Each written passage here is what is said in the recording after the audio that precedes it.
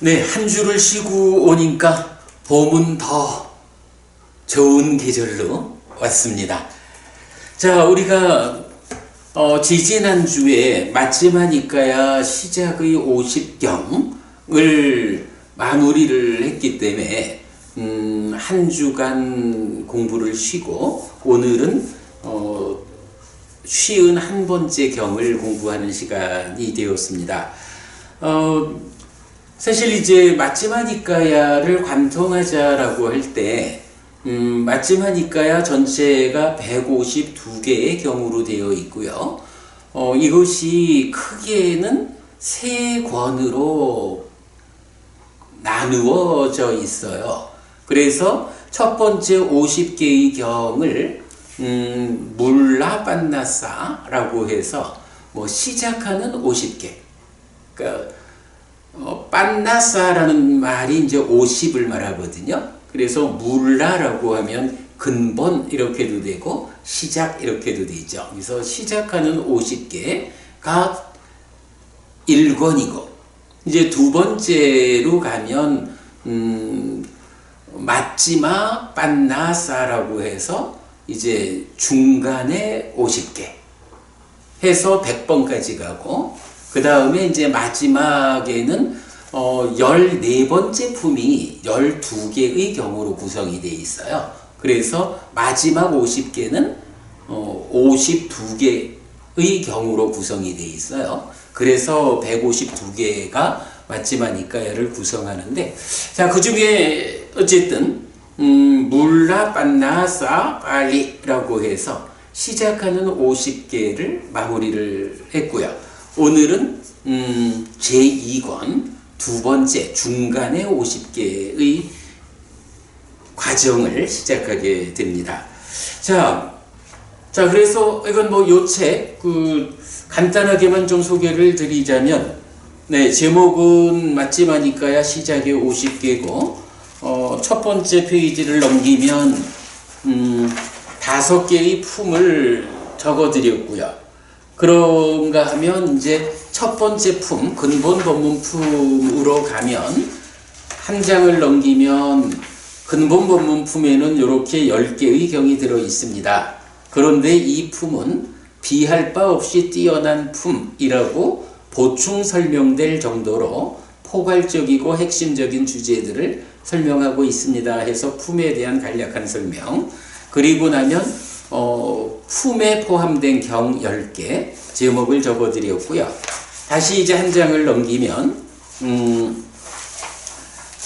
이제 이런 형태를 가집니다. 그래서 첫 번째 경 1 물라빠리야야 숫당 맞지마니까야 1 근본 법문 경 하면 이제 경 전체의 대의를 간략하게 적고 있고요.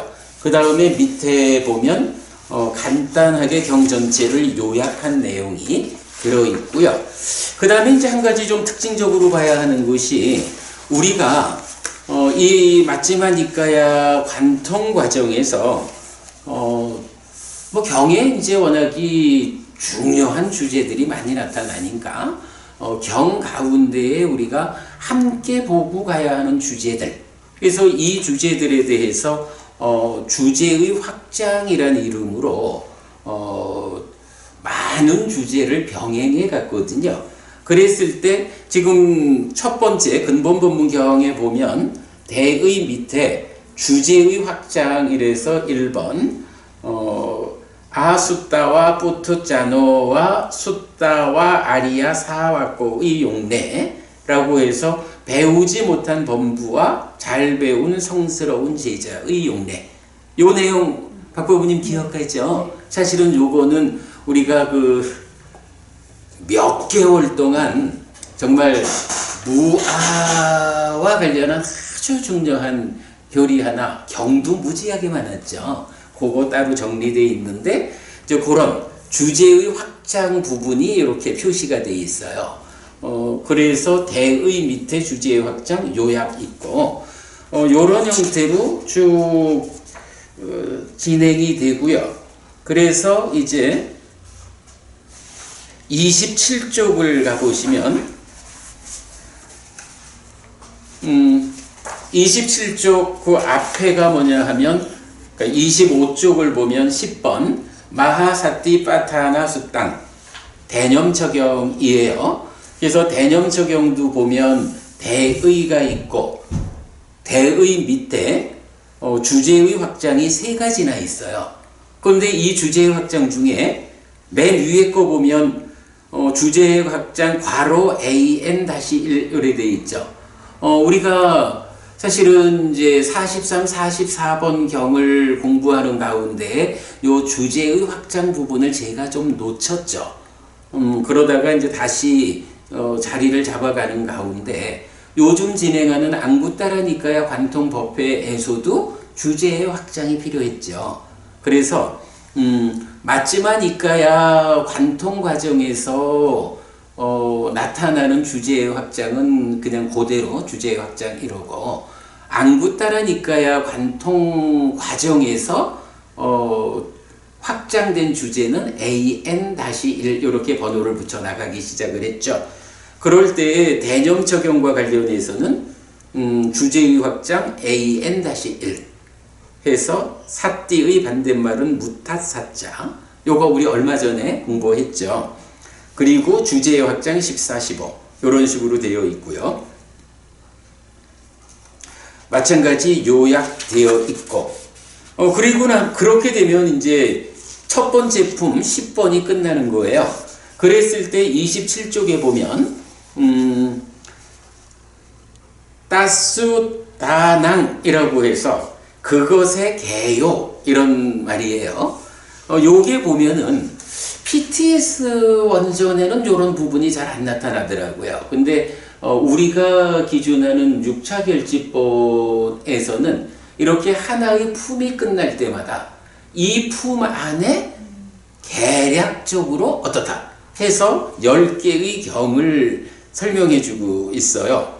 근데 10개의 경을 표시해 주는데 이게 꼭 경 제목만으로 나오질 않아요. 어떨 때는 경에 중심되는 단어 하나로 경을 대신하기도 하고, 이제 그런 식으로 나와서 이렇게 이제 보면 한 품의 완결을 이런 식으로 잡아주는 거죠. 자, 그래서 거기서 한 장을 다시 넘기면 이제 사자후품 두 번째 품이 나오고요. 이런 식으로 반복이 되고, 그 다음에 이제 책의 마지막으로 가보면, 자, 마지막에서 하나 앞쪽을 보겠습니다. 158쪽이네요. 위에 보면 따스다낭 하는 거는 일품에서와 같은 거죠. 그래서 개요해서 여기서 보면 이제 이런 거야. 그 살라와 외란자 둘, 그리고 기쁨, 작은 큰 법의 획득, 이런 식으로 보면 이 품에 있는 경이 41번은 살라의 주민들 경이고 42번 경은 외란 작가 경이에요. 그러니까 그 두 개를 말하죠. 그리고 기쁨 이랬어. 그리고 작고 큰 법의 획득 이러니까 법의 획득경이 이제 법의 획득의 작은 경, 법의 획득의 큰 경 요래 있죠. 그거거든. 그러면 기쁨이라고 하는 게 뭘 말하냐 하면 43번 교리문답의 큰 경, 44번 교리문답의 작은 경, 이 두 개를 하나의 개념으로 나타내는 게 기쁨이야. 그리고 나면 관찰자, 꼬삼비, 바람은 그리고 품의 10번째인 두시바라. 이러면은 우리가 최근에 공부한 5번째 품의 내용이죠. 그러니까 이게 사실은 이렇게 우리가 함께 공부한 과정이 없으면, 예를 들어서 그 지금 원어가 이렇게 나왔어요. 살레이야 외란자 두외 자 투투티 이랬거든. 이거를 처음에 살라와 외란자 둘에 대한 기쁨 이런 얘기인가? 그래 볼 수가 있어. 그런데 뒤에 쭉 보면은 쫄라마하 담마사마다 넌자 라니까 이거는 법의 획득의 경이 작은 거, 큰 거. 그 중간에 43, 44 교리문답의 큰 경, 작은 경이 있어야 되는데 그거를 근데 사실은 그렇잖아요. 43, 44번 교리분답의 큰경 작은경이 말하자면 얼마나 기쁜 내용을 담고 있으면, 그죠? 이 두 개의 교리문답의 경을 공부하는 일이 얼마나 기쁜 일이었으면 우리가 무려 3달 넘게 경 2개를 가지고 상세히 공부했겠어. 제가 이 부분을 딱 그 정리를 하면서 야, 교리문답의 큰경 작은경이 이렇게 기쁜 경이구나. 근데 사실은 그래요.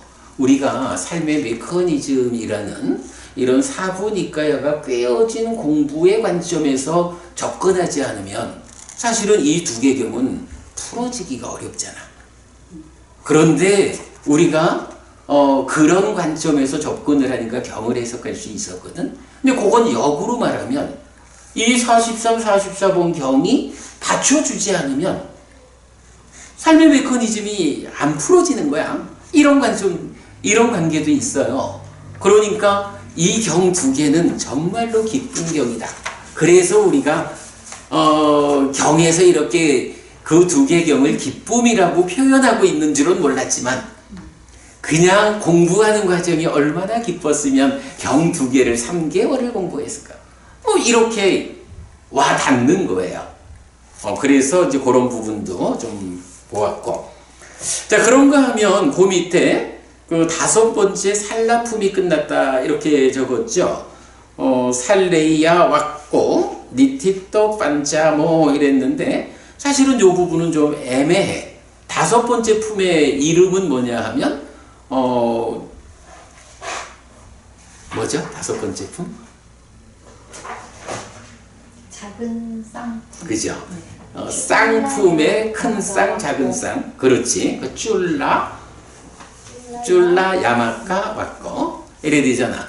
그런데 여기서는 그 작은 쌍품을 끝내는 마무리하는 데서는 품의 이름을 살레이야 와코라고 쓴 거야. 근데 살레이야라는 말은 어디 있어요? 41번. 그러니까 이 품의 첫 번째 경이 살라의 주민들 경 이렇게 나오죠. 그런 식으로도 표현을 하고 있더라고.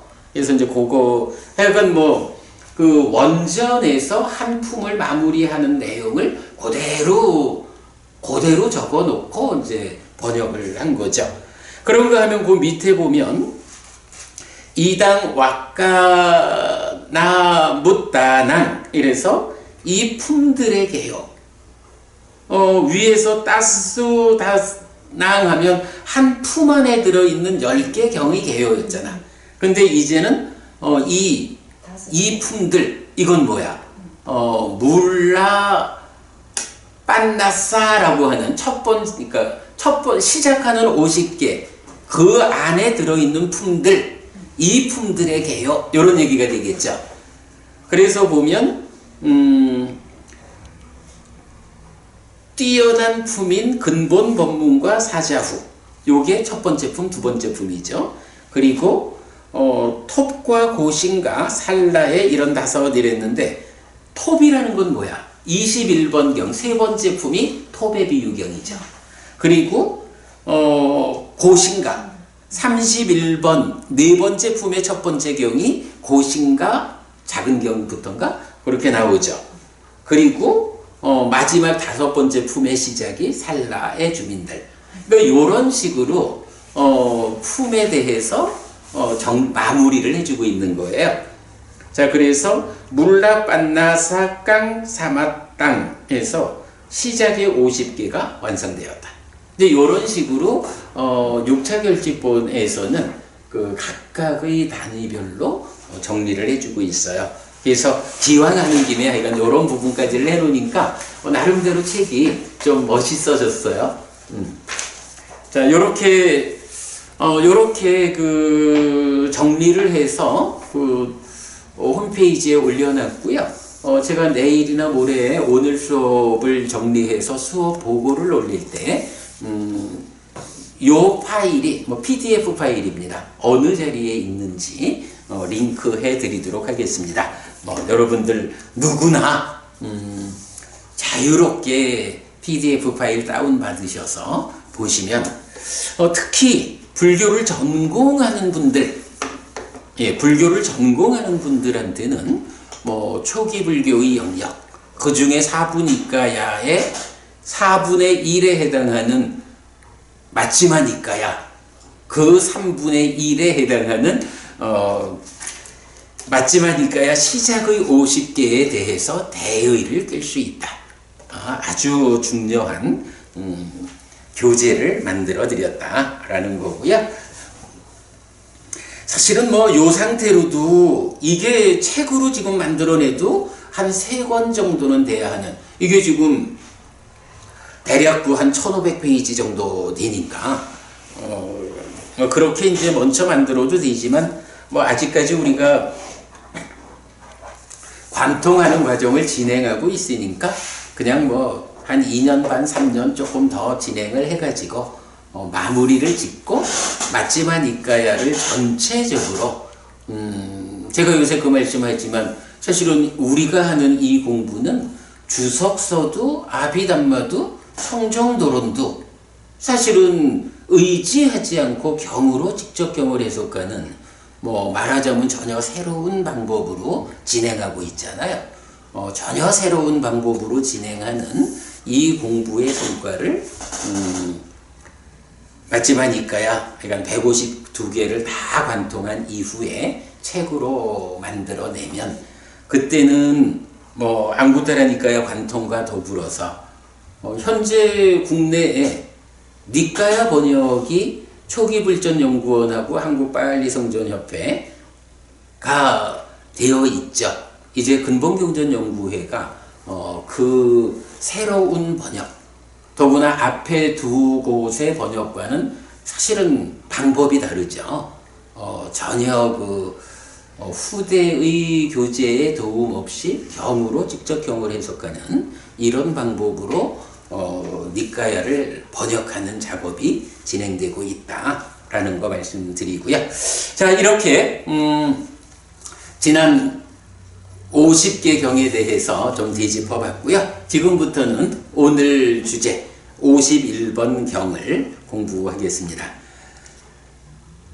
자, 제가 그 요약에다가 일부러 그 맨 윗줄 일부러 이제 마지막 빤나싸 빨리라는 부분을 적어드렸어요. 오늘부터 바로 이 물라 빤나싸 빨리 시작의 50개를 마치고 마지막 빤나싸 빨리, 마지막가 중간이란 중이죠. 그러니까 중간에 50개 공부가 시작되기 때문에 그 부분 같이 표현해 드렸고, 자, 그래서 마지막 빤나싸 빨리 1. 가하빠띠 왔고, 가하빠띠 장자죠. 그러니까 장자품 1.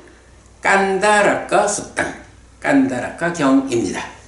자, 먼저 경을 제가 좀 요약을 해봤거든요.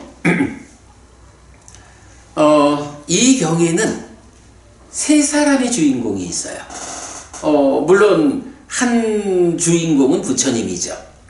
그리고 부처님을 만나러 온 두 사람이 있는데, 한 사람은 코끼리 조련사의 아들인 뺏사라는 사람이고요. 한 사람은 깐다라까라는 이름의 유행승이에요. 그러니까 외도에 속한 사람이죠.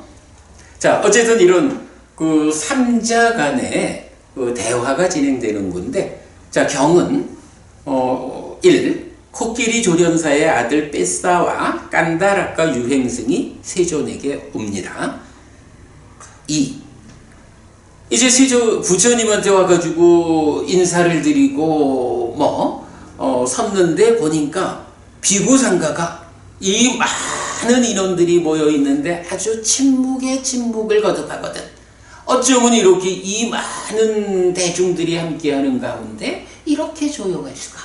이제 이런 부분을 보고 깐다라까 유행승이 부처님을 찬탄하는 장면이에요. 자, 그래서 보면 침묵하고 또 침묵하는 비구상가를 본 깐다라까 유행승이 세존을 찬탄함 이랬어요. 찬탄하는 내용입니다. 고타마 존자께서 이끄는 만큼 이 비구상가는 바르게 실천되어 있습니다.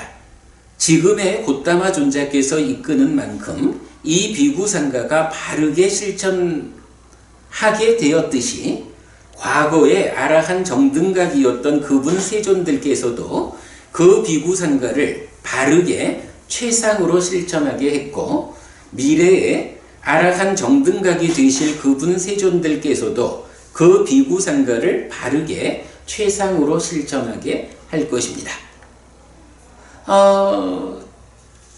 많은 비구들 대중들이 침묵에 침묵하는 이 모습을 보면서, 야, 곧다마 존자 부처님께서 스승이 되어서 이끄는, 얼마나 잘 이끄면 이 비구상가가 지금 이렇게 바르게 실천되어 있을까. 그래서 그 부분을 곧다마 존자께서 이끄는 만큼 이 비구상가는 바르게 실천하게 되었습니다. 자, 이렇게 부처님과 제자인 비구상가를 말하죠. 자, 그러면서 찬탄을 하는데 어떻게 찬탄하냐 하면, 지금 눈앞에 계시는 부처님께서 이렇게 많은 비구들을 잘 실천하게끔 이끄셨듯이, 과거의 부처님,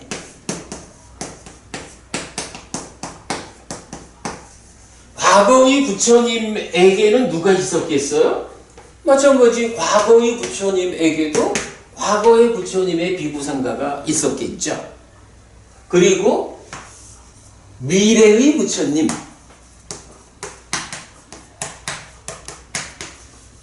에게도 역시 미래의 비구상가가 있겠죠. 그래서 지금 보니까 부처님께서 부처님의 제자인 비구상가들을 참으로 바르게 실천하게 이끌었습니다. 그래서 부처님의 제자분들의 저 실천하는 모습은 이렇게 귀합니다 라고 말을 하고, 그러면서 그런 거 보니 지금의 부처님이 그러하시니 과거의 부처님들 또한 그 제자들과의 관계가 그러했을 거고 미래도 그럴 겁니다. 이렇게 말하는 거예요. 사실 이거 특별한 얘기는 아닌데 그냥 이제 한 가지만 좀 짚어가려고 그래요. 지금 읽어본 내용에서 과거의 부처님하고 미래의 부처님의 수가 어떻게 나타나나요? 단수로 나타나나요? 복수로 나타나나요? 그 세존들께서도 그러니까 복수가 되는 거죠. 네. 미래의 부처님들 이렇게 나왔거든. 그러면 과거의 부처님들이란 누구죠? 윗바시 부처님부터 그렇죠. 윗바시 부처님부터 까싹바 부처님까지 6명의 부처님이 서가모니 부처님 앞에 네. 출연을 했던 거죠. 그래서 우리가 보통 과거 칠불 이렇게 말하는. 그래서 복수 형태로 나타나는 건 알겠어. 그런데 미래의 부처님으로 경에 나타나는 이름이 있나요? 아니요. 대신 그분 세존들께서도 아니, 그러니까 이경 말고 니까야 전체적으로 미륵불. 미래의 부처님, 미륵불. 그래, 미륵, 멧대야 부처님 해서 이제 미륵이죠. 사실은 니카야 전체적으로는 미래의 부처님의 이름에 대해서는 멧대야 부처님 한 분만 나타나죠. 그런데 여기서 복수를 붙인 거는 뭘까요? 더 계실 거라는 거. 그러겠지 뭐. 이렇게 사실은 이런 부처님들의 계보라는 게 동일한 깨달음에 의해서 형성되는 계보잖아. 그러니까 깨달음이 동일하다라고 할 때는 그냥 생각해 보면 동일한 깨달음인데 부처님이 많을 필요가 있나? 그냥 윗바시 부처님 한 분이 깨닫고 그러면 그 동일한 깨달음이 연결되어 오면 되지. 거기에 왜 때때로 부처란 이름을 붙일까? 라고 하는 게 뭐예요? 부처님이 깨달은 이 법이 사실은 여러 이유들에 의해서 어떤 조건들이 결합하다 보면 이 법이 세상에서 없어질 수가 있는 거죠. 그러니까 사실은 부처님의 법이 없어진다 해도 없어지지 않는 게 있죠. 그게 뭐죠? 사실 그죠? 그래서 우리가 출현경과 조건경에서 보면 열애의 출현 여부와 관계없이 존재하고 있는 원리의 이치가 있다. 우리 삶에 적용되는 원리 이치가 있다. 라고 해서 삼법인 연기 이 두 가지가 나타나잖아. 사실은 부처님의 법이 끊어졌다라고 해도 삼법인과 연기라고 하는 이 열애의 출현과 관계없이 세상에 존재하는 우리 삶에 적용되는 원리 이치는 없어지는 게 아니야.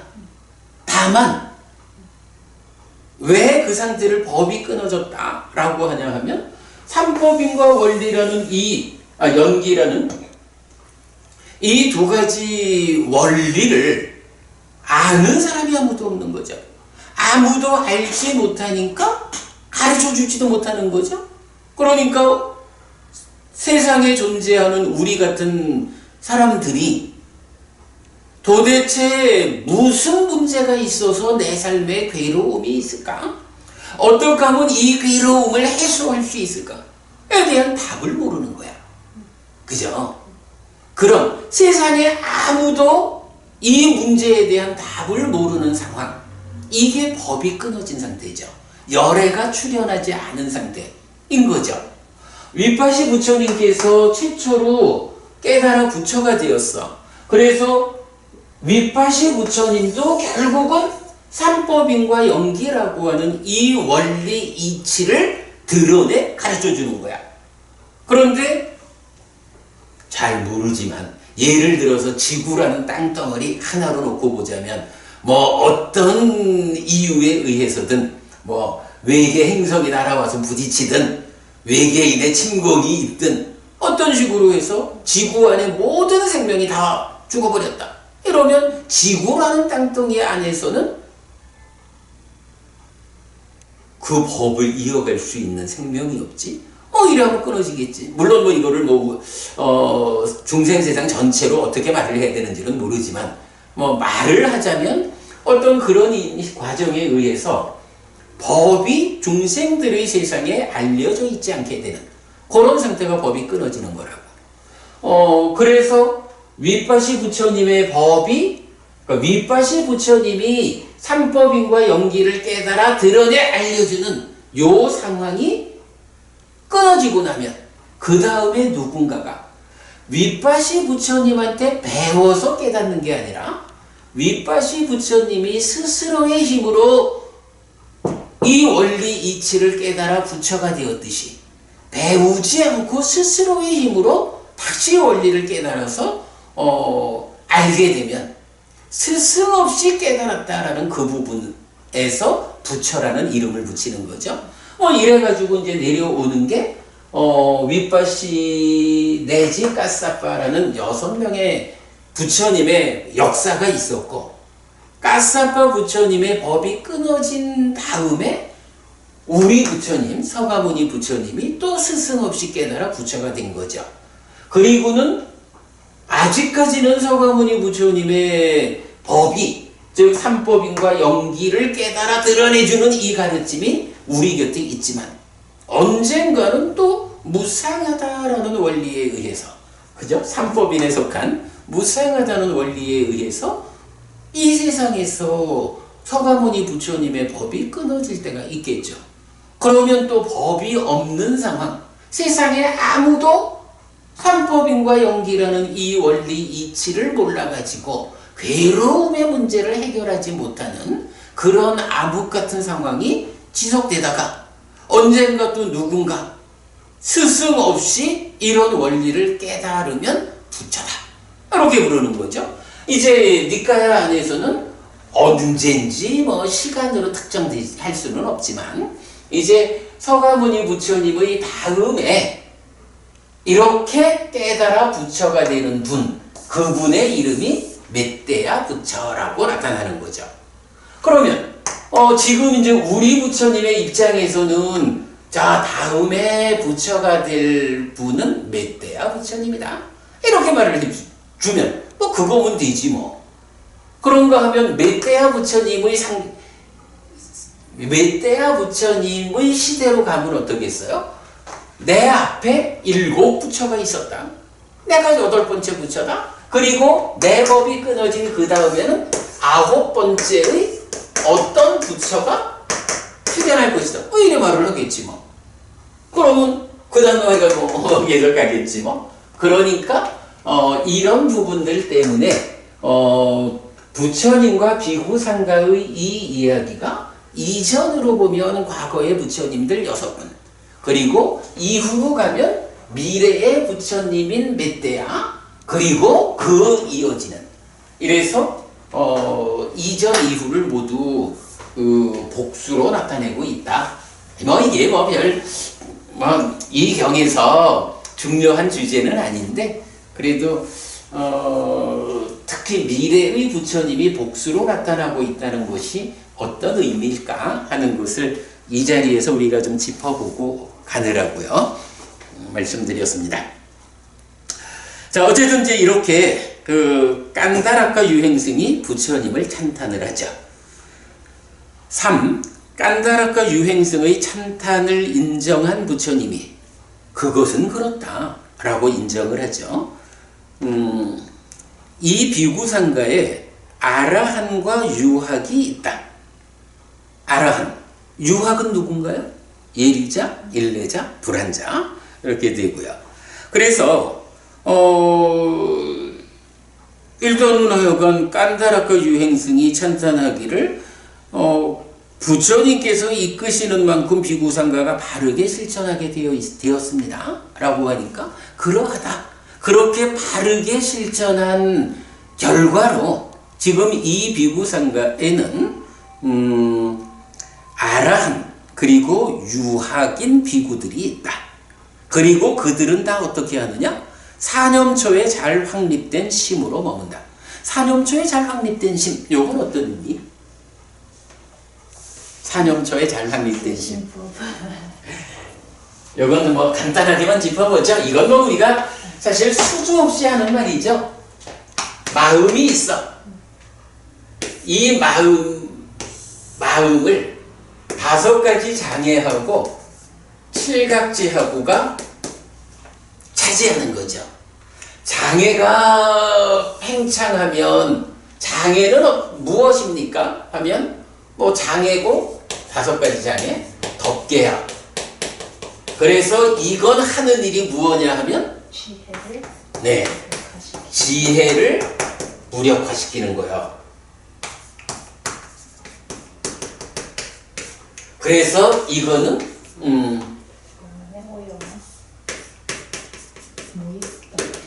무익한 거요. 뭐 물론 이제 마음의 오염원이고 이런 장애고 각지는 뭔가요? 각지는 장애와 덮개 아닌 거요.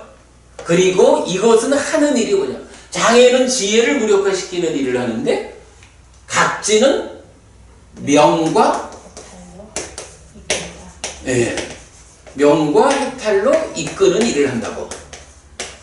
이렇게 딱 구분이 되어 있어. 그래서 내 마음이 5가지 장애가 팽창하면 마음을 차지하면 그 장애요 덮개가 나에게서 지혜를 무력화시키니까 그런 무익한 마음의 오염원이기 때문에 이런 상태는 어떻게 되는 거야? 삶이 퇴보하는 거죠. 삶이 퇴보하고 그 결과로 괴로움이 생겨나는 이런 삶이죠.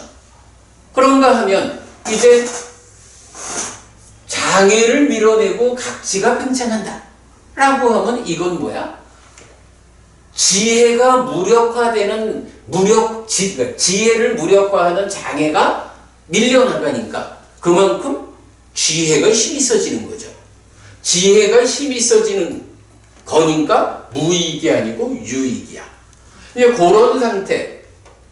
그 그래서 각지라는 것은 퇴보가 아니라 진보하는 삶이고, 진보한다라는 것은 고멸이고 행복이고, 이제 이런 걸 보여주죠.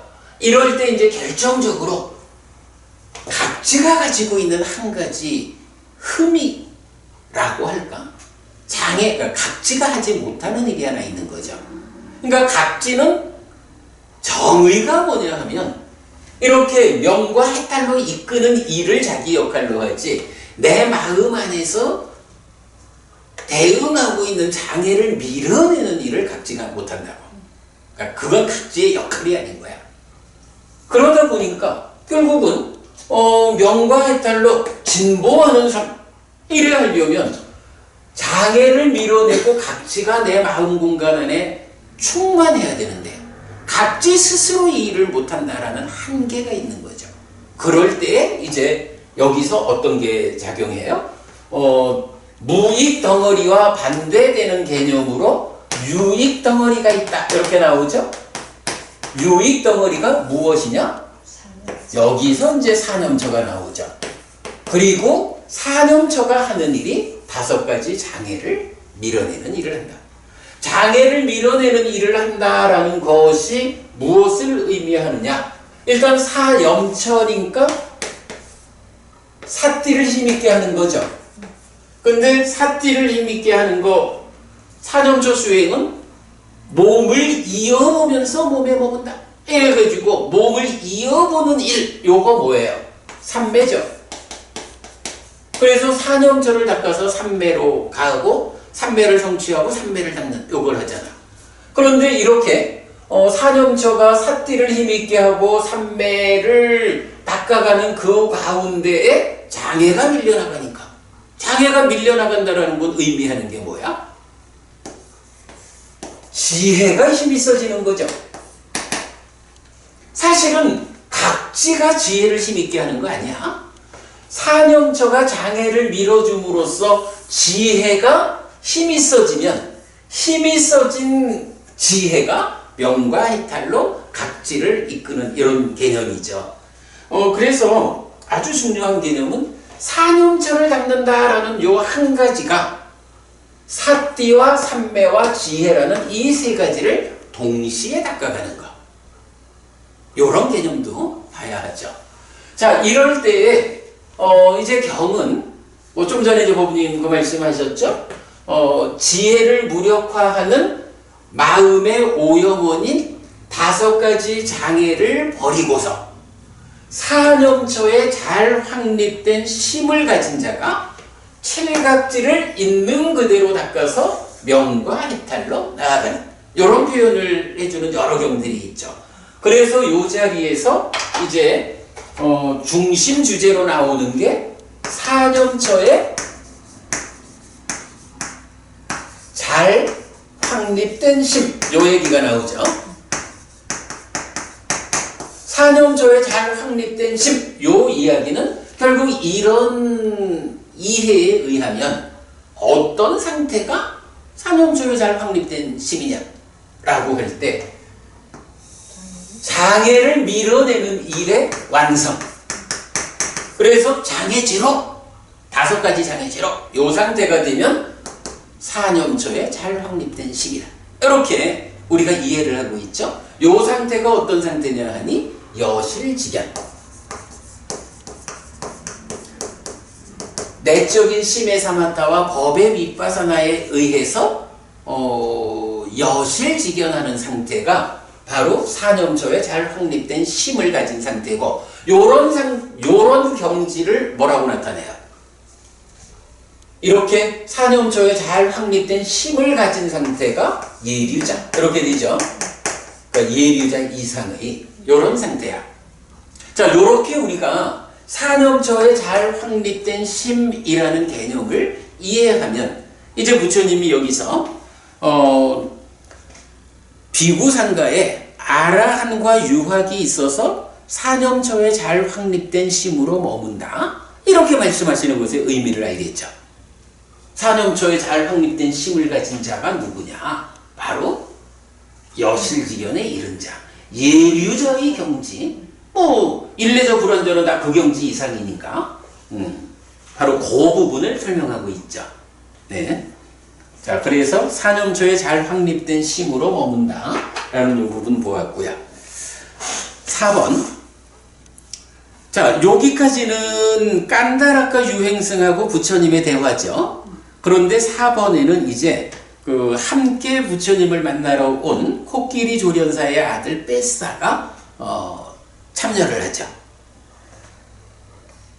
코끼리 조련사의 아들 뺏사가 세존에게 제가자들도 적당한 때에 사념초에 잘 확립된 심을 가진 자로 머문다 라고 말하면서 주제를 발휘해. 그러면 이 얘기는 뭐죠? 제가자들도 적당한 때에 사념초에 잘 확립된 심을 가진 자로 머문다. 요건 무슨 얘기예요? 비구상가? 출가자들만 사념초에 잘 확립된 마음, 예류자, 여실지견 하는 게 아니라는 얘기죠. 제가자들도. 그래서 우리가 제가자를 구분할 때 어떻게 구분해? 소유하고자 하는 자, 까마보기. 그리고 범행을 실천하는 자, 브라흐마자리. 이렇게 나뉘잖아요. 그래서 제가자 가운데도 범행을 실천하는 수행자들이 있어서 그들도 이렇게 사념초에 잘 확립된 심을 갖는다. 예류자가 된다. 여실지견한다. 제가자들도 그렇게 그 경지에 닿을 수 있다. 요 얘기죠. 그래서 제가자인 뺏사가 부처님한테 저희 제가자들도 적당한 때에 사념초에 잘 확립된 심을 가지고 머뭅니다. 제가자인 저희들도 예류자가 됩니다. 이렇게 말을 하는 거예요. 자, 그러면서 이제 뺏사가 부처님한테 주제를 한 거지. 발의를 해요. 요게 연결관계를 참 제가 정확히 모르겠어. 그러니까 사념초에 잘 확립된 심을 가진 자로 머문다. 제가자들도.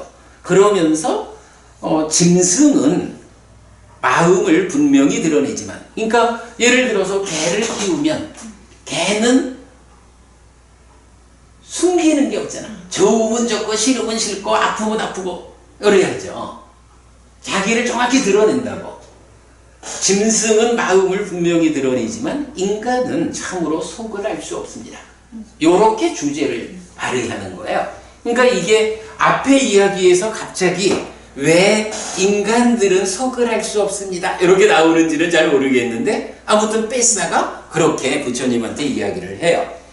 자, 그래서 이제 부처님이 뺏사가 말하는 인간은 참으로 속을 알 수 없다라는 이 이야기에 대해서 참으로 그렇다.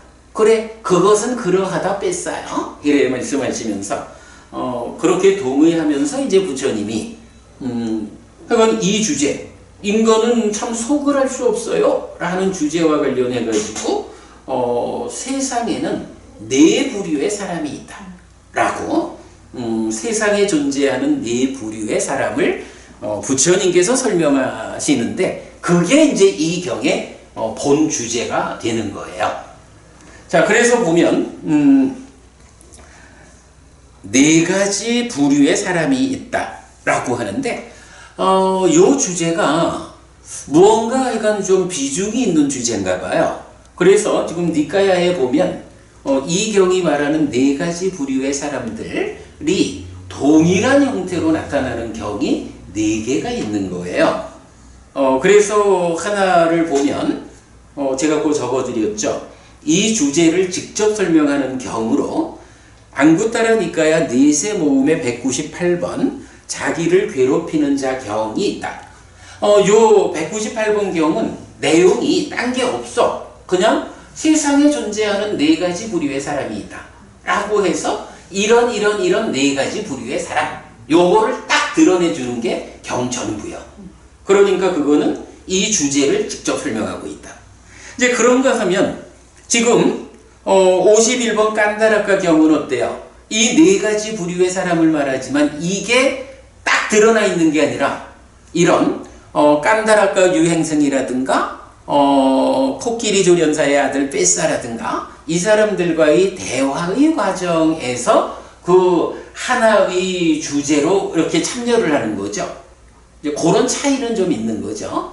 그렇게 나타나는데 그런 식으로 어떤 커다란 주제 가운데서 네 부류의 사람이 나타나는 경이 이제 머지않아 보겠지만 맞지만 이까야 60번 흠없음 경이 있고요. 그 다음에 94번 곧다 묻다 경이 있어요. 그래서 안구따라 넷의 모음의 198번이 이렇게 네 부류의 사람을 딱 그것만을 딱 설명한다면 그 내용을 활용해가지고 어떤 대화가 이루어지는 경이 51번, 60번, 94번 세 개의 경이 있다. 그러면 이게 짧지 않은 내용이 동일하게 나타나는 게 세 개의 경이 더 있다라고 하면 이게 뭔가 비중이 있는 주제다 이렇게 봐야겠는데 사실은 제가 이 경을 보면서 잘 모르겠는 거. 법원님 아까 우리 법회 시작하기 전에 그 얘기 했었잖아. 왜? 가르침의 중심 주제는 그야말로 사실이기 때문에 시간과 장소에 구애받지 않고 언제 어디에 존재하는 누구에게나 그대로 적용되는 원리요 이치이기 때문에 부처님 가르침의 중심 주제는 우리가 우리말로 번역하고 의미를 이해하는 것도 사실은 쉬운 거야. 쉽다 하면 좀 그런가? 그거를 영어로 번역을 하자라고 하는 것도 번역을 하는 데에서 사실은 그 교리에 대한 눈만 가지고 있으면 시간과 공간에 차별되는 게 아니니까 오히려 쉬워. 그런데 비유적으로 나타나는, 그래서 말하자면 2600년 전 인도라는 그 시간과 공간 안에서 제한적으로 이해될 수 있는 어떤 비유들, 이런 부분들은 사실은 우리가 번역하기도 힘들고, 이 비유가 무언가? 그 시절 상황을 우리가 잘 모르니까, 문화적 풍토를 모르니까 어려운 이제 그런 부분도 있죠. 이 경도 마찬가지예요. 이 경에서 네 부류의 사람을 말하는데, 특히 이 가운데 세 번째 부류에 나오는 경우는 이게 무슨 얘기야? 싶기도 해요. 그러나 그냥 그렇게 우리가 이해하고 갈 수 있을 것 같아. 자, 그래서 아무튼 부처님이 세상에 존재하는 네 부류의 사람이 있다라고 설명을 하세요. 자, 네 부류의 사람, 첫 번째, 자신을 괴롭히는 실천을 하여 스스로 힘든 삶을 사는 자가 있어요. 자신을 괴롭히는 실천, 요건 뭘까? 고행이 되겠죠. 그래서 요 내용은 보면 이제 지치게 하는 실천이고 고행의 정형으로 나와. 자, 역시 주제의 확장 18번에서 세 가지 실천해서 거친 실천, 지치게 하는 실천, 중독, 요 세 가지를 본 게 있어요. 우리 홈페이지 나중에 제가 연결해 드릴게 보시도록 하고, 사실은 이 세 가지 실천, 거친 실천은 어떤 건가요? 소유의 삶에는 결점이 없다라고 해서 소유적인 삶을 살아가는 거, 요거죠. 그리고 지치게 하는 실천이 뭐냐 하면 스스로를 괴롭히는 고행이죠. 그리고 세 번째 중도, 이런 당연히 중도는 8정도고 8정도에 포괄되는 7가지 보리분법이고 이렇게 되는 거죠. 그 중에 지치게 하는 실천이 그거야. 그래서 전법문경이 대표적으로 이 얘기를 하죠. 두 극단에 접근하지 않는다. 어떤 거? 소유적인 거, 자기를 괴롭히는 거. 그리고 부처님은 중도로 깨달았다. 요게 딱 요 얘기를 해주는 거죠. 자, 어쨌든 이렇게 고행으로 살아가는 한 부류가 있다. 그리고 두 번째, 남을 괴롭히는 실천을 하여 남을 힘들게 하는 자가 있다. 그러니까 1번은 자기를 힘들게 하는 거예요. 그런데 두 번째 부류는 남을 힘들게 하는 사람이에요. 조금 문제가 더 크죠. 세 번째는 자신도 그러니까 자신을 괴롭히는 실천을 하여 스스로 힘든 삶을 사는 자이면서 남을 괴롭히는 실천을 하여 남을 힘들게 하는 자. 나도 힘들면서 남도 힘들게 해요. 이런 거. 그 다음에 4번. 자신을 괴롭히는 실천을 하지 않아 스스로 힘든 삶을 살지 않는 자이면서 남을 괴롭히는 실천을 하지 않아 남을 힘들게 하지 않는 자. 이렇게 4가지로 나와요. 이렇게 이제 4가지 부류를 설명하면서 이제 부처님이 뺏사한테 질문을 해요. 뺏사요. 이런 4부류의 사람이 있다. 그 중에 그대는 어떤 사람이 마음에 드느냐? 그대라면 어떤 사람이 되어 살고 싶으냐? 이렇게 질문을 하는 거야. 그랬더니 이제 뺏사가 저는 4번째 사람이 마음에 듭니다. 라고 대답을 해요. 당연하겠죠? 이건 뭐 당연한 얘기죠.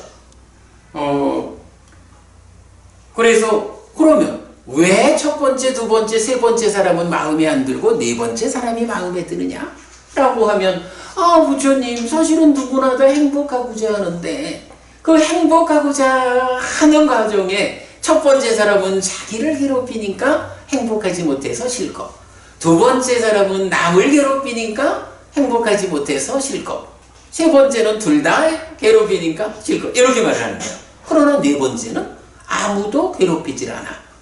그래서 좋습니다. 이렇게 답을 하거든요. 자, 그렇게 하고선 이제 경에서는 뺏사가 부처님 저희는 말하자면 제가자여서 할 일이 많아서 이제 가야겠습니다. 하니까 부처님이 알아서 갈 때가 되었으면 가시오 라고 해서 이제 가거든요. 그럴 때 이제 보면 저희는 이렇게 이제 복수로 나타나는 게 아마 깐다라카 유행승과 같이 돌아가는 걸로 보아야 할 것 같아요. 자, 그 다음에 이렇게 뺏사가 돌아간 뒤에 부처님이 이런 표현을 하죠. 저 뺏사는 아주 큰 지혜를 가진 현명한 자다. 그런데 저 뺏사가 좀 더 시간이 여유가 있어서 4가지 부류의 사람이 있다라는 요 주제 가운데 그 4부류는 이러하다. 그 중에 누가 좋으냐? 4번째가 좋습니다. 여기까지만 하고 갔는데 사실은 그런 주제를 대화한 것만 해도 훌륭하고 도움이 된다. 그러나 그가 조금 더 시간을 가지고 남아 있어서 그러면 이제 여기서 그럴 거 아니야. 이렇게 자신을 괴롭히는 실천을 하여 스스로 힘든 삶을 사는 자. 이건 우리가 고행 알잖아. 그 사람은 누군지, 남을 힘들게 하는 자는 어떤 사람인지, 둘 다 힘들게 하는 사람은 어떤 사람이고, 둘 다 힘들게 하지 않는 사람은 어떤 사람인지 여기에 대해서 자세한 설명을 듣고 갔다면 정말로 커다란 이익이 됐을 거다.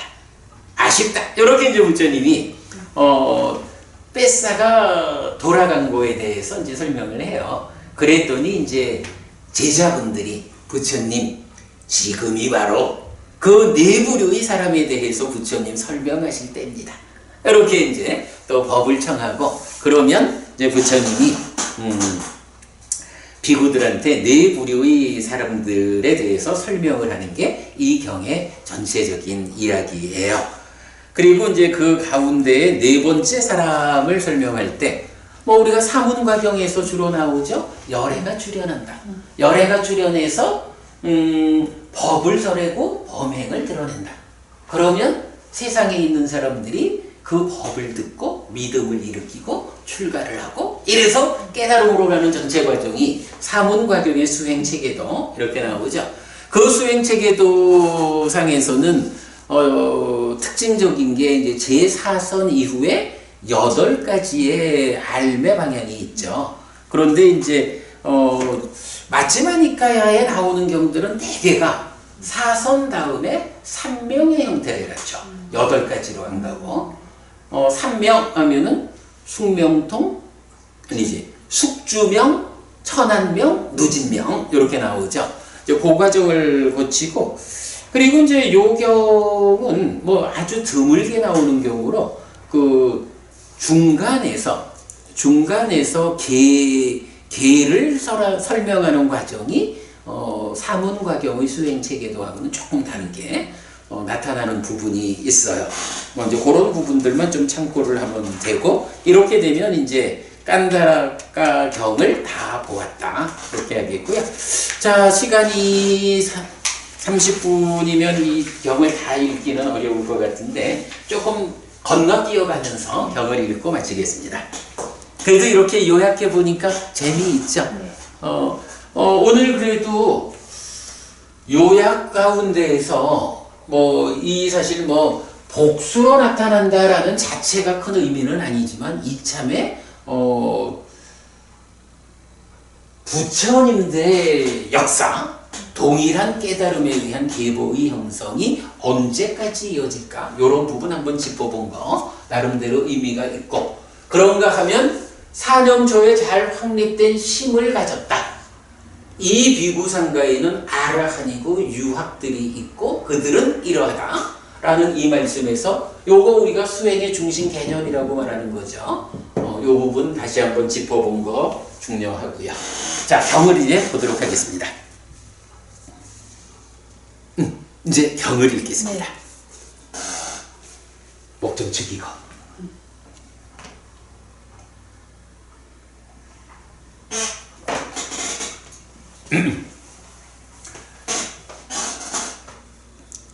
맞지마니까요 51번 깐다라까 경. 이렇게 나는 들었다. 한때 세존은 깜바의 갓가라 호숫가에서 큰 비구상가와 함께 머물렀다. 그때 코끼리 조련사의 아들 뺏사와 깐다라까 유행승이 세존에게 왔다. 와서는 코끼리 조련사의 아들 뺏사는 세존에게 절한 뒤 한곁에 앉았다. 깐다라까 유행승은 세존과 함께 인사를 나누었다.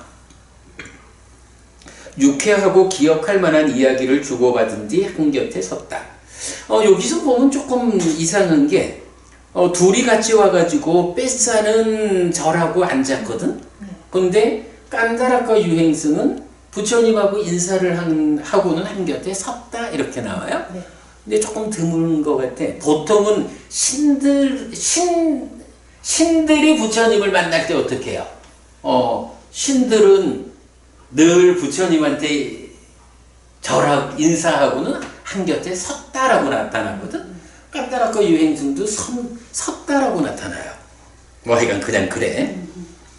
한곁에 선 깐다라까 유행승은 침묵하고 또 침묵하는 비구상가를 본 뒤에 세존에게 이렇게 말했다. 곧다마 존자시여 참으로 놀랐습니다. 곧다마 존자시여 참으로 신기합니다. 곧다마 존자께서 이끄는 만큼 이 비구상가는 바르게 실천하게 되었습니다. 예를 들면 지금의 곧다마 존자께서 이끄는 만큼 이 비구상가가 바르게 실천하게 되었듯이 곧다마 존자시여 과거의 아라한 정등각이었던 그분 세존들께서도 그 비구상가를 바르게 최상으로 실천하게 했습니다. 예를 들면 지금의 곧다마 존자께서 이끄는 만큼 이 비구상가가 바르게 실천하게 되었듯이 곧다마 존자시여 미래에 아라한 정등각이 되실 그분 세존들께서도 그 비구상가를 바르게 최상으로 실천하게 할 것입니다. 그것은 그렇습니다 깐다라카요. 그것은 그렇습니다 깐다라카요. 예를 들면 지금의 내가 이끄는 만큼 이 비구상가가 바르게 실천하게 되었듯이 깐다라카요. 과거의 아라한 정등각이었던 그분 세존들께서도 그 비구상가를 바르게 최상으로 실천하게 했습니다. 예를 들면 지금의 내가 이끄는 만큼 이 비구상가가 바르게 실천하게 되었듯이 깐다라카요. 미래에 아라한 정등각이 되실 그분 세존들께서도 그 비구상가를 바르게 최상으로 실천하게 할 것입니다. 깐다라카요. 이 비구상가에는 번뇌가 다했고 삶을 완성했으며 해야 할 바를 했고 짐을 내려놓았으며 최고의 선을 성취했고 존재의 족쇄를 완전히 부수었으며 바른 무위의 알무로 해탈한 아라한들이 있습니다. 요 표현은 보통 이제 번뇌 다한 아라한을 말할 때 이런 표현으로 많이 나타나죠. 깐다라카요. 이 비구상가에는 고요함이 담긴 계를 지닌 자, 고요함을 담고 머무는 자, 현명한 자, 현명하게 머무는 자인 유학들이 있습니다. 그들은 사념초에 잘 확립된 심을 가진 자로 머뭅니다. 어떤 넷에서입니까? 여기 깐다랄까요? 비구는 신, 몸을 이어보면서 신에 머뭅니다. 알아차리고 옳고 그름을 판단하고 옳음의 유지 향상을 위해 노력하는 자는 세상에서 간탐과 고뇌를 제거합니다. 수심법에 반복됩니다. 이렇게 말했을 때, 자, 여기까지 깐다라까 유행승과의 대화고요. 이렇게 말했을 때 코끼리 조련사의 아들 뺏사가 세존에게 이렇게 말했다. 대덕이시여 참으로 놀랍습니다. 대덕이시여 참으로 신기합니다. 대덕이시여 세존께서 잘 선언하셨듯이 이 사념처는 중생들의 청정을 위한, 슬픔과 비탄을 건너기 위한, 고통과 고뇌의 줄어듦을 위한, 방법을 얻기 위한, 열반을 실현하기 위한 것입니다. 요거 우리 요즘 독송하고 있는 대념처경의 시작과 끝에서도 유일한 경로인 사념처가 이렇게 설명되죠. 앞에서 그 사념처에 잘 확립된 심을 가진 자로 머문다라고 하면서 사념처를 부처님이 말씀하셨죠. 그러니까 뺏사가 그 사념처가 이렇게 열반을 실현하기 위한 것입니다. 부처님께서 잘 선언하셨듯이 그렇게 우리가 알고 있습니다. 대덕이시여 흰옷을 입은 저희 제가자들도 적당한 때에 이 사념초에 잘 확립된 심을 가진 자로 머뭅니다. 여기 대덕이시여 저희는 신을 이어보면서 신에 머뭅니다. 알아차리고 옳고 그름을 판단하고 옳음의 유지 향상을 위해 노력하는 자는 세상에서 간탐과 고뇌를 제거합니다. 네, 수, 심, 법에 반복되고요. 자, 중간쯤에 대덕이시여 참으로 놀랍습니다. 대덕이시여 참으로 신기합니다. 대덕이시여 세존께서 이렇게 속을 알 수 없고 이렇게 고약하고 이렇게 교활한 인간에 대해 중생들의 이익과 손해를 아시듯이 대덕이시여 인간은 참으로 속을 알 수 없습니다. 대덕이시여 짐승들은 분명히 드러냅니다. 자, 요거 아까 제가 말씀드렸지만 갑자기 주제의 전환이 잘 모르겠어. 요 말씀드린 거죠. 어찌 보면 앞에 사념처 이야기까지는 뭐냐 하면 깐다라까 유행승이 부처님을 찬탄하는 이 전반부 주제와 관련한 이야기죠. 그래서 그 이야기에 대해서 뺏사가 정말로 부처님께서 잘 선언하시는 그 사념처 이렇게 열반을 실현하기 위한 거고 제가자들도 또한 그렇게 때때로 적당한 때에 사념처에 잘 확립된 심으로 머뭅니다 라고 동의한 거죠. 그렇게 동의함으로써 일단락을 짓고 이제 자기가 부처님한테 하고 싶은 이야기를 꺼내는 거겠죠. 그래서 이 주제는 연결되지 않는 거다 이렇게 보는 게 맞지 않을까 싶어요. 왜 이게 어떤 연결성을 가지고 이렇게 이어지나 라고 고민하지 않아도 될 것 같아요.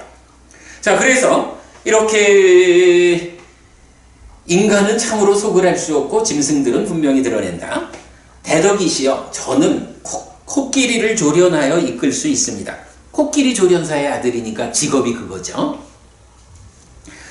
깜바의 사이를 오가는 동안 그들 모두는 교활과 사기와 속임수와 거짓을 드러낼 것입니다. 이게 무슨 얘기예요? 코끼리를 조련해서 이렇게 이제 이끌고 다니다 보면 코끼리도 자기 나름대로 무언가 교활한 짓, 사기치고 속임수하고 거짓을 부리느라고 한다 이거야. 그런데 사람이 보면 아이고 요 놈이 지금 요런 짓을 하고 있다라는 게 드러나 보인다는 거죠. 속이질 못하는 거야 사실은. 대덕이시여 그러나 하인이나 심부름꾼이나 직원들은 저희에게 마치 다른 몸으로 행동하고 마치 다른 말로 행동하고 마치 그들에게 다른 마음이 있는 것 같습니다. 요게 지금 무슨 표현이냐 하면 하인, 심부름꾼, 직원 이러면은 약간 사람이잖아. 근데 아니 사람은 몸과 말과 마음으로 업을 짓잖아. 행위를 하잖아요. 그러면 이 몸과 말과 마음이라는 게 어쨌든 내가 행위할 때는 나의 마음이고 나의 몸, 나의 말이잖아. 그런데 이 사람들이 실제로 하는 거를 보면 마치 다른 몸으로 어떤 행위를 할 때는 저 사람이 하는 것 같고, 말로 어떤 행위, 말을 할 때는 딴 사람이 하는 것 같고, 마치 저 사람의 마음은 다른 마음이 있는 것 같고, 몸과 말과 마음이 다 제각각 따로따로 마치 그렇게 보인다는 거야. 사실은 몸과 말과 마음이 다 한 사람 거거든. 그런데 짐승들은 그게 다 드러나 보여지는데, 사람은 한 사람의 마음이고 몸이고 말이고, 그런데도 불구하고 하는 짓들을 보면 다른 사람의 몸, 다른 사람의 말, 다른 마음, 이렇게 보여진다는 거예요. 무슨 말인지. 대덕이시여 참으로 놀랐습니다. 대덕이시여 참으로 신기합니다. 대덕이시여 세존께서 이렇게 속을 알 수 없고 이렇게 고약하고 이렇게 교활한 인간에 대해 중생들의 이익과 손해를 아시듯이 대덕이시여 인간은 참으로 속을 알 수 없습니다. 대덕이시여 짐승들은 분명히 드러냅니다. 여기서는 말하자면 이것도 부처님에 대한 찬탄이죠. 인간이라는 게 이렇게 몸 따로 말 따로 마음 따로 이렇게 사실 속을 알 수 없는 존재들인데, 부처님은 어떠냐 하니 이렇게 이러한 인간들에 대해서 중생들의 이익과 손해를 부처님은 아시는 분입니다. 이렇게 찬탄하죠. 그러하듯이 인간은 참으로 속을 알 수 없다. 짐승들은 분명히 드러낸다. 이렇게 뺏사가 하나의 주제를 제시하고 있는 거죠. 네, 그런 상태. 자, 그래서 이제 부처님이 대답을 하시죠. 그것은 그렇다 뺏사요. 그것은 그렇다 뺏사요. 뺏사요. 인간은 속을 알 수 없다. 뺏사요. 짐승은 분명히 드러낸다. 그러면서 이제 본 주제. 뺏사요. 세상에는 이런 네 부류의 사람들이 존재한다. 어떤 넷인가? 뺏사요. 여기 어떤 사람은 자신을 괴롭히는 실천을 하여 스스로 힘든 삶을 사는 자이다. 뺏사요. 여기 어떤 사람은 남을 괴롭히는 실천을 하여 남을 힘들게 하는 자이다. 뺏사요. 여기 어떤 사람은 자신을 괴롭히는 실천을 하여 스스로 힘든 삶을 사는 자이면서 남을 괴롭히는 실천을 하여 남을 힘들게 하는 자이다.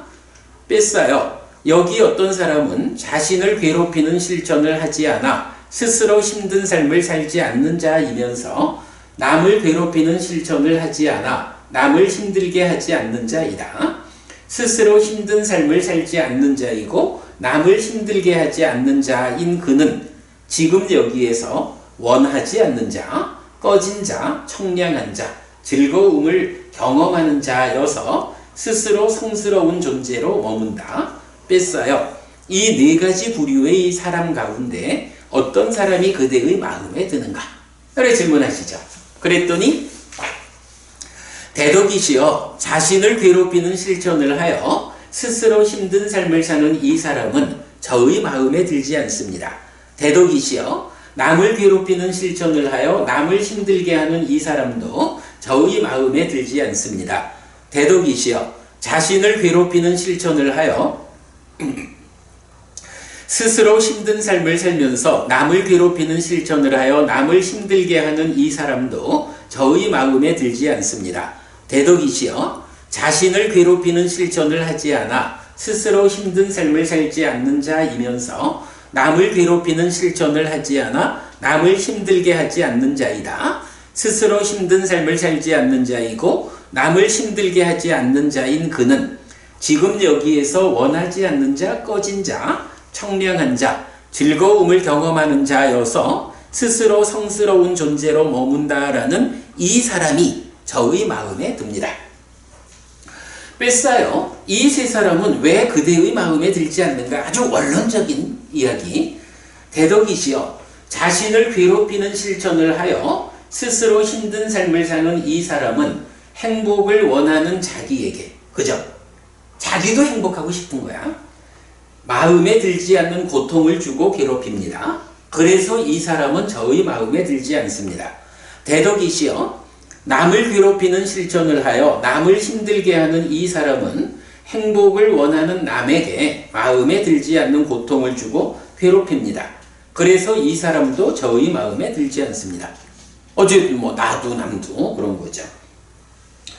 대덕이시여 자신을 괴롭히는 실천을 하여 스스로 힘든 삶을 살면서 남을 괴롭히는 실천을 하여 남을 괴롭게 힘들게 하는 이 사람은 행복을 원하는 자기와 남에게 마음에 들지 않는 고통을 주고 괴롭힙니다.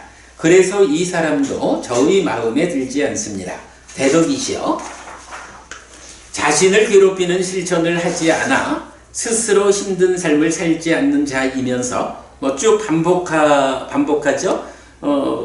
스스로 성스러운 존재로 머문다라는 이 사람은 행복을 원하는 자기와 남에게 마음에 들지 않는 고통을 주지 않고 괴롭히지 않습니다. 그래서 이 사람이 저의 마음에 듭니다. 네, 네 가지 부류의 사람이 있는데 그 중에 왜 네 번째 사람이 마음에 드느냐? 세 번째는 어쨌든 나를 힘들게 하든 남을 힘들게 하든 둘 다를 힘들게 하든 힘들게 하는 거예요? 괴롭게 하는 거예요? 그러니까 마음에 안 들죠. 그러나 네 번째는 나도 남도 힘들게 하지 않아요. 그래서 좋아요. 말하자면 뭔가요? 불교의 최상의 개념이 뭐라고요? 고와 고멸, 고와 락. 괴로울 것인가 행복할 것인가 이거잖아. 어쨌든 나도 남도 어느 쪽에 대해서는 괴로울 것인가로 치우치는 이런 부류의 사람은 마음에 안 듭니다. 그러나 나와 남 모두에 대해서 고면 행복할 것인가 라고 치우치는 이 사람이 마음에 듭니다. 당연한 이야기죠. 네, 그렇게 설명하고 있어요. 대덕이시여 이제 저희는 가겠습니다. 의무가 많은 저희는 해야 할 일이 많습니다. 뺏사여 그대에게 적당한 시간을 이제 그대가 생각하라. 그러자 코끼리 조련사의 아들 뺏사는 세존의 말씀을 기뻐하고 감사한 뒤에 자리에서 일어나 세존에게 절하고 오른쪽으로 돈 뒤에 돌아갔다. 이후에 뺏사만 대화에서 빠지는 게 아니라 이 유행승 깐다라카도 대화에서 빠져요. 그러니까 여기서 저희는 이렇게 말하는 게 함께 온 일행들이 다 같이 가버린 이렇게 보면 되겠어요. 세존은 코끼리 조련사의 아들 뺏사가 돌아간 뒤 오래지 않았을 때 비구들에게 말했다. 비구들이여 코끼리 조련사의 아들 뺏사는 현명한 사람이다. 비구들이여 코끼리 조련사의 아들 뺏사는 큰 지혜를 가진 사람이다. 비구들이여 만약 내가 이 네 부류의 사람들에 대해 상세하게 분석할 때까지 코끼리 조련사의 아들 뺏사가 조금 더 앉아 있었다면 그는 큰 이익을 얻었을 것이다. 그러나 비구들이여 그만큼으로도 코끼리 조련사의 아들 뺏사는 큰 이익을 얻었다. 세존께서 이 네 부류의 사람들에 대해 상세하게 분석하시기에 세존이시여 지금이 적당한 때입니다. 선서시여 지금이 적당한 때입니다. 세존에게 듣고 비구들은 명심할 것입니다.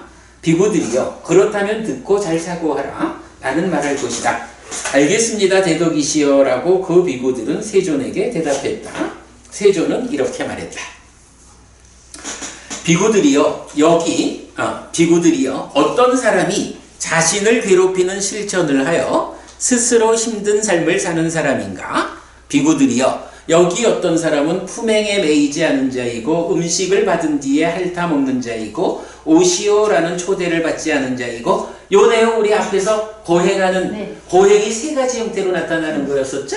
그거 그러니까 먹는 거 한 측면, 입는 거 한 측면, 실제로 몸을 괴롭히는 거 이렇게 세 가지 측면으로 나오는 거 보았어요. 그래서 8페이지 중간에 보면 이와 같은 식의 다양한 방법으로 몸을 괴롭히는 고행을 실천하며 머문다. 비구들이여. 그러니까 몸을 괴롭히는 고행을 실천하며 이렇게 구체적으로 나오죠. 비구들이여 이것이 자신을 괴롭히는 실천을 하여 스스로 힘든 삶을 사는 사람이라고 불린다. 비구들이여 어떤 사람이 남을 괴롭히는 실천을 하여 남을 힘들게 하는 사람인가? 비구들이여 여기 어떤 사람은 양 도살자, 돼지 도살자, 새 잡는 사람, 사슴 사냥꾼, 사냥꾼, 어부, 도둑의 집행자, 죄수 또는 누구든지 모진 행위를 하는 사람이다. 누구든지 모진 행위를 하는 다른 사람이다. 비구들이여 이것이 남을 괴롭히는 실천을 하여 남을 힘들게 하는 사람이라고 불린다. 요즘 세상은 사실은 도축업이라는 게 참 큰 비중을 가진 산업인데 조금 좀 미안함이 있지만 그러나 어쨌든 우리가 팔 정도의 바른 생활에서는 삿된 생계를 버리고 바른 생계로서 삶을 영위한다. 기왕이면 물론 그게 아무리 우리 사회에서 큰 산업의 한 영역이라 해도 내가 꼭 거기에 있어야 할 이유는 없다. 그러니까 그렇게 바른 생활 측면에서 우리가 이해하고요. 그 다음 이 부분이 내가 아까 말했던 되게 좀 애매해. 잘 모르겠어. 비구들이요 어떤 사람이 자신을 괴롭히는 실천을 하여 스스로 힘든 삶을 살면서 남을 괴롭히는 실천을 하여 남을 힘들게 하는 사람인가? 비구들이여 여기 어떤 사람은 머리에 의식을 치르고 왕위에 오른 끄샤뜨리아 왕이거나 큰 재력을 가진 바라문이다. 그는 도시의 동쪽에 새로운 공회를 짓게 하고 머리와 수염을 깎고 거친 가죽옷을 입고 버터와 기름을 몸에 바르고 사슴뿔로 등을 긁으면서 첫째 왕비와 왕실의 바라문 제관과 함께 새로운 공회로 들어간다. 그는 거기서 이어지는 적당하고 황갈색으로 얼룩진 땅에 자리를 만들게 한다. 같은 색깔의 송아지가 있는 한 마리의 암소의 첫 번째 젖꼭지에서 생긴 우유로 왕이 연명한다. 두 번째 젖꼭지에서 생긴 젖으로 첫째 왕비가 연명한다. 세 번째 젖꼭지에서 생긴 젖으로 왕실의 바라문 제관이 연명한다. 네 번째 젖꼭지에서 생긴 젖으로 불에 붙는다. 불을 섬기는 거겠죠. 나머지로 송아지가 연명한다. 그는 이렇게 말한다. 제사를 위해서 이만큼의 황소들을 도살하라. 제사를 위해서 이만큼의 젖을 뗀 숫송아지들을 도살하라. 제사를 위해서 이만큼의 젖을 뗀 암송아지들을 도살하라. 제사를 위해서 이만큼의 암염소들을 도살하라. 제사를 위해서 이만큼의 순양들을 도살하라. 제사를 위해서 이만큼의 말들을 도살하라. 제사 기둥을 위해서 이만큼의 나무를 베어라. 제사 풀을 위해서 이만큼의 다르바 풀을 걷어라. 라고. 그러면 그의 하인이나 심부름꾼이나 직원들은 처벌을 두려워하고 무서움을 두려워하고 눈물을 흘리는 얼굴로 한탄하면서 준비를 한다. 비구들이여 이것이 자신을 괴롭히는 실천을 하여 스스로 힘든 삶을 살면서 남을 괴롭히는 실천을 하여 남을 힘들게 하는 사람이라고 불린다. 아니 이게 머리에 의식을 치르고 왕위에 오른 끄샤뜨리아 왕이거나 이러니까 어디 작은 속국의 왕이 아니고 꼬살라의 빠세나디 왕이라든가 이런 이제 큰 권력을 가진 왕이라고 거기에 큰 재력을 가진 바라문 이런 사람들이 지금 무슨 짓을 하고 있냐 하면 새로운 공회당을 하나 짓고는 머리와 수염을 깎고 거친 가죽옷을 입고 버터와 기름을 몸에 바르고 사슴뿔로 등을 긁으면서 첫째 왕비야 이래 가가지고는 땅에 자리를 만들고 같은 색깔의 송아지가 있는 한 마리의 암소의 첫 번째 젖꼭지에서 생긴 우유로 왕은 연명하고 왕이 산의 진미와 같은 음식이 아니라 이렇게 첫 번째 젖꼭지의 젖으로 연명해. 첫째 왕비는 두 번째 젖꼭지의 젖으로 연명해. 이런 식으로 말하니 얼마나 구차한. 그러니까 이게 어울리지 않는 어떤 삶으로 무엇하는 거야? 자신을 괴롭히는 거야. 요 얘기죠. 자신을 괴롭히는 그런 삶이야. 그러면서 또 뭐라고 말을 하냐 하면 제사를 지내야겠으니 수많은 생명들을 죽여! 이런 말을 하잖아. 그러면 죽어가는 짐승들도 있고 그 일을 하면서 눈물을 흘리는 부하들도 있고 그러니 남들을 괴롭히잖아. 그래서 요런 경우가 자신을 괴롭히고 남을 괴롭히는 이 세 번째 사람이다 하는 건데, 하여간 2600년 전 인도 땅에서 어떤 왕이나 바라문들이 그런 일을 했다는 건데 그걸 지금 우리가 어찌 알겠어? 어떤 제사 기간에 이런 의식을 한 거겠죠. 그런 거겠죠. 예. 그러니까 그런 사람들이 있었다. 그 시절에 그 자리에 그런 게 있었다. 부처님은 그런 사람들을 예를 들어서 자기도 힘들고 남도 힘들게 하는 사람이다 라고 설명하고 있다. 그렇게 보고 넘어가면 되겠고요. 자, 그리고 나면 이제 비구들이요, 어떤 사람이 자신을 괴롭히는 실천을 하지 않아 스스로 힘든 삶을 살지 않는 자이면서 남을 괴롭히는 실천을 하지 않아 남을 힘들게 하지 않는 자이다. 스스로 힘든 삶을 살지 않는 자이고 남을 힘들게 하지 않는 자인 그는 지금 여기에서 원하지 않는 자, 꺼진 자, 청량한 자, 즐거움을 경험하는 자여서 스스로 성스러운 존재로 머문다라는 사람인가 하고는 이 네 번째 사람을 설명하기 위해서 여기 비구들이요, 아라한 정등강 명행조 선서세곤의 무상조어장부 천인사 불세존인 열애가 세상에 출현한다 라고 해서 이제 열애의 출현 이래 되면 뭐가 생각나요? 사문과경이 말하는 사문과경의 수행체계도 이게 생각나는 거죠. 그래서 이렇게 열애가 세상에 출현한다라는 데부터 깨달음의 과정을 전체적으로 설명을 하는 거예요. 그런데 이 경은 조금 차이가 있는 게 그 다음 페이지 11페이지로 가볼게요. 11페이지 가면 이렇게 출가하여 비구들의 공부와 생활 규칙을 갖춘 그는 생명을 해치는 행위를 버렸기 때문에 생명을 해치는 행위로부터 피한 자이다. 요거 불살생 이거죠. 그래서 그게 어디까지냐 하면 그 다음 장 맨 위에 그는 쓸모없고 허튼 말하는 행위를 버렸기 때문에 요게 뭐예요? 기어죠. 불살생, 불투도, 불사음, 불망어, 불량설, 불합구, 불기어라는 몸과 말의 선언 7가지를 말하고 있죠. 사실은 사문과경의 수행체계도에서는 요렇게 나타나지를 않는 거예요. 근데 요 경이 요렇게 몸과 말이 착한 행위 7가지로 요 부분을 말하고 있다라는 게 조금은 특징이고, 그리고 나면 이제 1번부터 19번까지의 그 짧은 길이의 개가 나오고 하면 이제 그 다음부터는 쭉 이어가지고 그는 몸을 유지하기 위한 그래서 만족하고 만족에 이어서 기능의 단속 나오고 염정지 그러니까 삿지 삼빠졌냐 나오고 해서 쭉 이제 여기부터는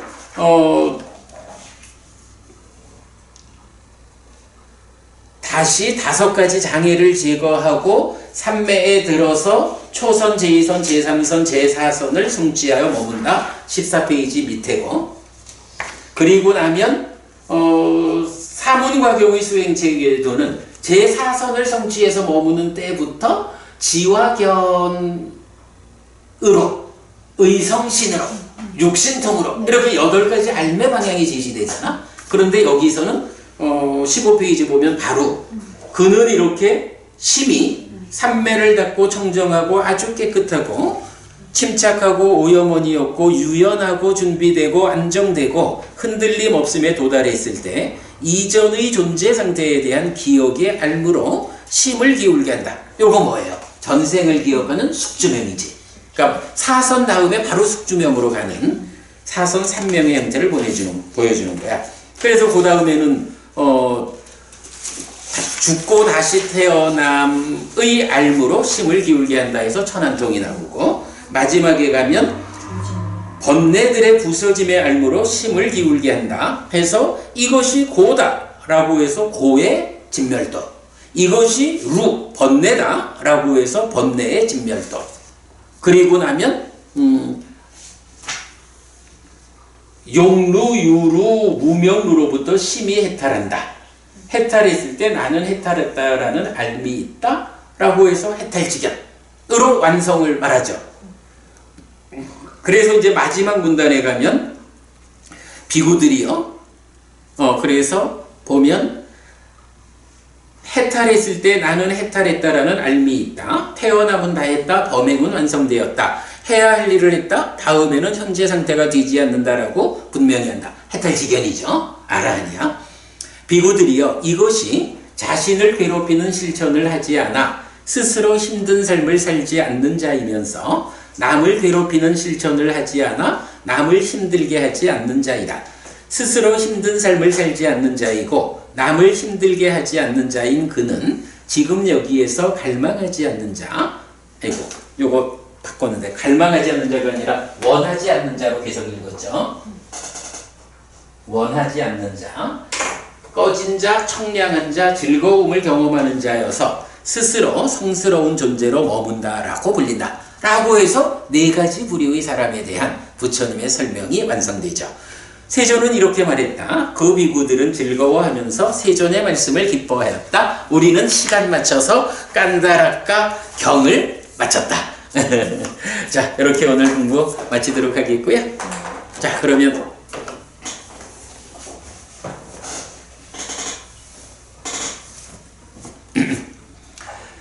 삼마삼부토 바가와 스와카토 바가와타 담모 숫바티판노 사와카 상고띠.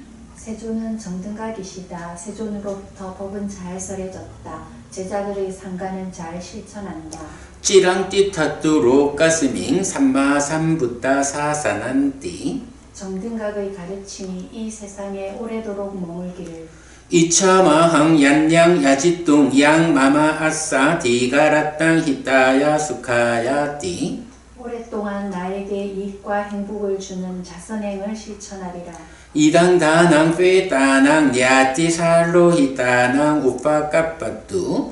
이당다낭 페따 야띠 살로 히타 파리분잔뚜 띠.